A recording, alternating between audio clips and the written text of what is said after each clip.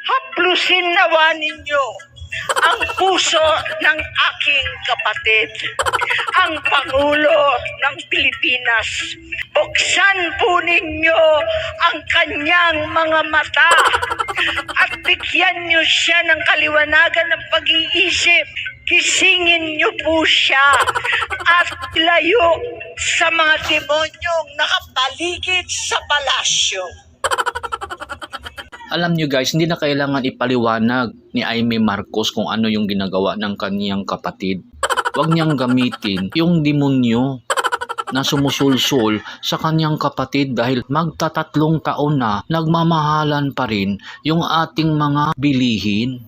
At wala siyang aksyon. Tapos yung mga tauhan niya, yung mga public servant natin na instead protektahan tayo, nandoon sa Senado. Kini-question, hinihiring dahil nagbibinta na ng shabu. Tapos tumatanggap ng billions of donation for a different countries pero wala tayong nakikitang pagbabago sa bansa. Nasaan yung billions of dollars? Kung marunong kayong magkwenta, kwentahin ninyo. No? Billions of dollar po yun. I-convert ninyo ng piso. Tapos, wala nang protection ang ating bayan. That is number one lapses of our government to protect our people and to prevent hunger and to make our prices affordable to the people to prevent hunger. Yun lang ang pinaka-basic na gagawin ng isang president. Na nakita natin kay Duterte, kakaupo pa lang, nagbago na.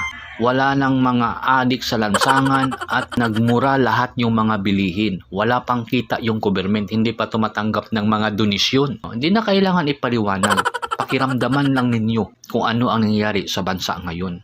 Kung meron pa ba tayong government na nagpo-protect sa atin at nagsiservisyo with integrity and honesty to the public, to the people, and to the country.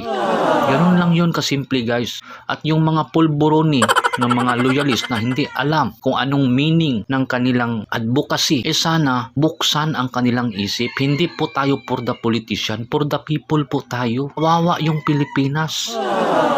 Sa yaman ng ating resources, wala ang Hong Kong, wala ang Malaysia, pero napakayaman nila. Yung Pilipinas ay napakahirap. Sino ang yumaman? Yung mga politiko.